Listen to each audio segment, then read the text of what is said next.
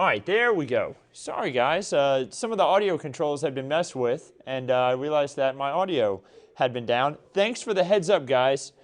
Jamie, thank you so much for letting me know there was no audio there. Joseph, thank you to you as well. Bobby says good barbecue weather. Yeah, Bobby, it is good barbecue weather. Again, guys, thank you so much. Samantha says she couldn't hear me either. Christina, thank you. If y'all guys can hear me now, let me know.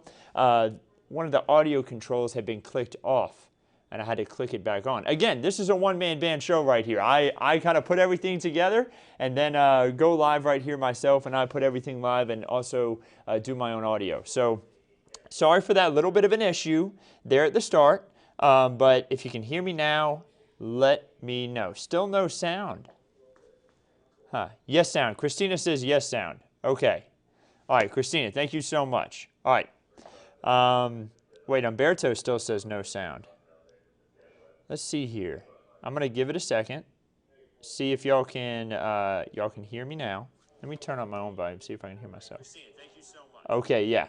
So there is sound. Just make sure you have your volume turned up. Guys, sorry for the little bit of technical difficulty. Sometimes that is going to happen here. So let's jump into the forecast. 70s, we have a lot of cloud cover. And you know, we're seeing a little bit of shower activity too. It's been much needed. We've needed the rain, and it's finally arrived. Seeing a little bit of rain, and guess what? It's really cold in other parts of Texas. Now, we're not going to get as cold as what they're having up there in the Panhandle, but they have a winter storm warning in the Panhandle. A hard freeze warning out their way as well, especially when you get closer on towards El Paso. And then you also see the freeze warning in parts of the hill country, really stretching closer to San Angelo, Brady, not our part of the hill country. Remember, there's a lot more to the hill country than what we have in South Texas. It stretches up there through San Saba County, further on off to the north, and just remember, that's the part of the hill country I'm talking about there, not necessarily our part.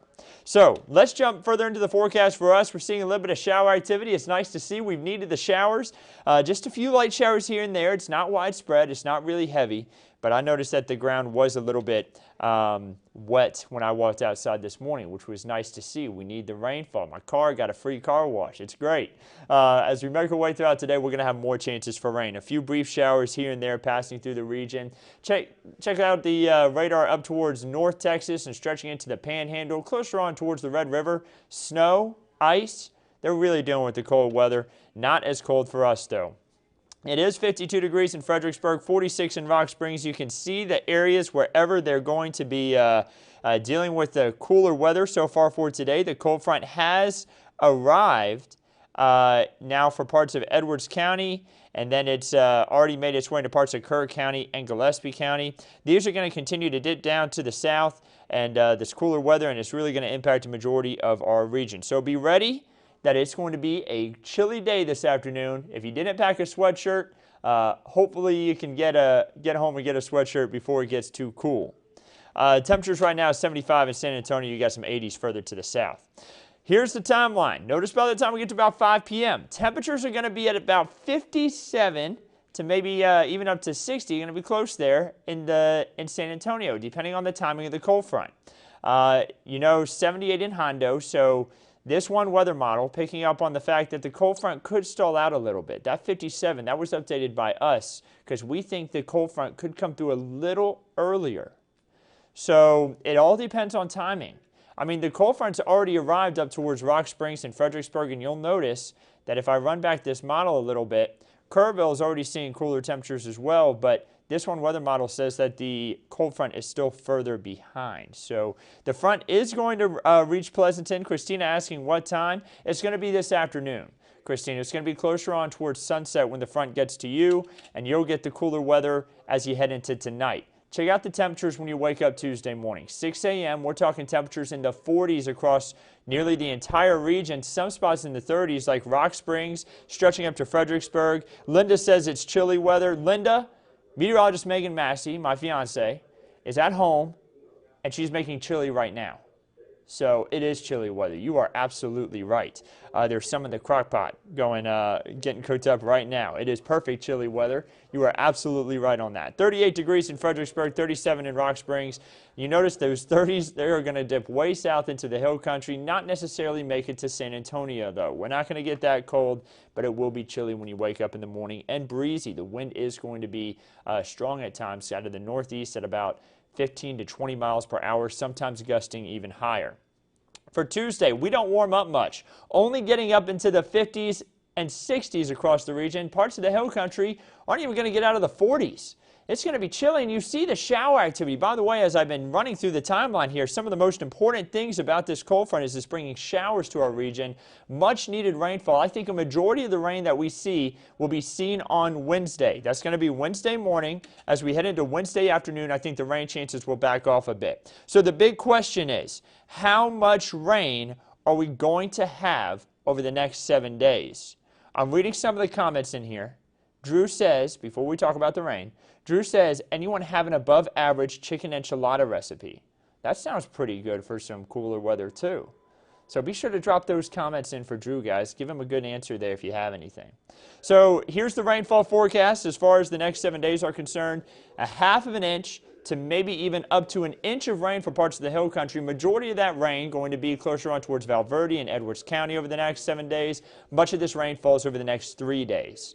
Look at San Antonio, though. Less than 1/2 inch over the next 7 days. So that lets you know we're expecting rain, but it's not going to be a ton of it, unfortunately. We need more rainfall than this, and it just doesn't look like we're going to get too much. The good news is some of the heavier amounts of rainfall are going to be falling in areas that need it more.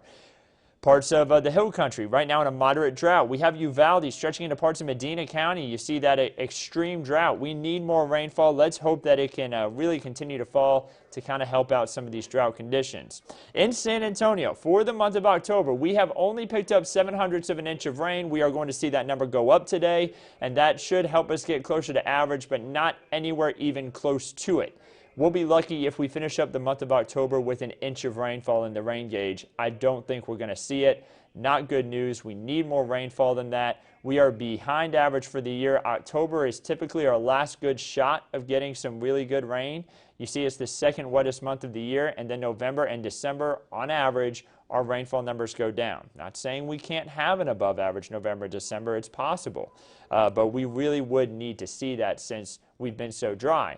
One of the things impacted by us being fairly dry, of course, is the aquifer at 660.1 feet today. It is still below 660 for the 10-day average, 659.7, so stage 1 water restrictions still in place.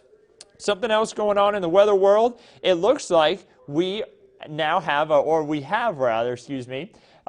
the record for the 2005 Atlantic hurricane season for number of named storms. I'm going to be honest, I think we're going to beat that record by the time we head to the end of the year. I would not be surprised if we had a few fish storms, storms that stay out in the Atlantic, don't impact land, occur as we head throughout the rest of the year, making it so that we would beat that 2005 record, which we don't like to see. We don't like to break records with hurricanes unless these storms are not making landfall. Unfortunately, a lot of them have, and a lot of them have made landfall in the state of Louisiana. There have been 4 named storms that have made landfall in Louisiana this year, and it looks like Tropical Storm Zeta may be number 5 if it does stay towards the center or more left side of the track. Tropical Storm Zeta is expected to cross the Yucatan Peninsula here as we make our way throughout the next few days and then make landfall somewhere in southeast Louisiana. Looks like the center of the cone right at Grand Isle, Louisiana, which is just southwest of New Orleans along the coast. And then it will brush up through Mississippi, Alabama, the Florida Panhandle, and Georgia. We'll watch it closely, but no impacts expected for the state of Texas from that system other than some stronger rip tides possibly down towards the coastal areas. So this big upper level low, notice this green dot that's over the state of New Mexico brushing across northern Texas there. That is an upper level low pressure. That's bringing us the cooler weather and also the rain that we're seeing. And it's also going to be steering Zeta away. You saw it take that big turn. This system is going to be driving the weather pattern for really not just us, but the southeast part of the United States here over the next couple of days. Once it sweeps out of the area, we're going to be left with some more mild conditions compared to the really cool stuff that we have the next couple of days, and you'll see what I mean by mild. We have 50s and 60s for highs for Tuesday and Wednesday, back into the 70s by the end of the week and into the weekend. Halloween looking great, looking dry, temperatures rising to the 70s both days of the weekend, Saturday and Sunday. And then don't forget, you got to turn those clocks back before you go to bed Saturday night, and then we'll wake up Sunday morning and the clocks will have already been turned back. So that'll let you know it's time. It's time to go ahead and turn the clocks back. We're there. Bruce says, will an upper level hold Zeta back? Bruce, the answer is it's not necessarily going to hold Zeta back. There is going to be some shear that's going to impact the system. It's going to, if you mean hold it back by impacting the system, it could cause the system to have trouble being well organized, which would stop it from being able to become much stronger. So if you mean that, yeah, it will hold it back due to increased shear. Tropical systems don't like shear. We like it because it stops tropical systems from getting too strong and getting too organized. It will hold it back from Texas too.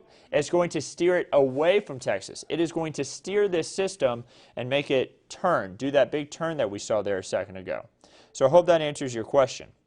But that's the 7-day forecast, guys. Let's look beyond it. The 8 to 14-day forecast. Going to be drier than average. So we need more rainfall, but it looks like stretching over past the 7-day forecast, we will continue to have the drier than average conditions, and we will continue to have conditions around average for temperatures. That lets us know that temperatures will likely be in the upper 70s to lower 80s for highs as we move from day 8 through day 14. Now that's just what the models are trending at. Know that these maps can change daily because sometimes the weather models will flip on us. They'll say, well, maybe not. Maybe that upper level low isn't going to swing through. Maybe it's not going to do this. Maybe it's not going to do this. The weather models may flip, so sometimes you'll see this change, and we can only hope that happens. Hopefully day 8 through day 14 ends up being a wetter than average, but right now it does look drier than average, and it looks like temperatures will be around average. But remember, things can change. Let's hope they do. There's your Lone Star 3-day forecast. It's not just going to be cooler for us. Much of the state, man, Amarillo is going to hit 22 today. That's it. 28 on Tuesday in Amarillo and 34 on Wednesday. You see they've got chances for snow in there just about each day. And then you see for us, well, it's going to be a little bit on the cooler side as well, and for some of our neighbors too.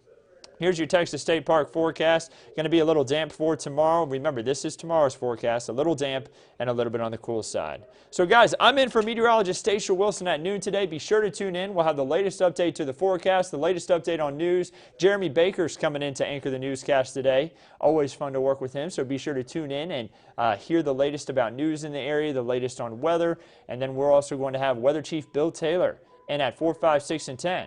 Bill Taylor just celebrated a birthday on Friday, so be sure to give him some love, wish him a happy birthday.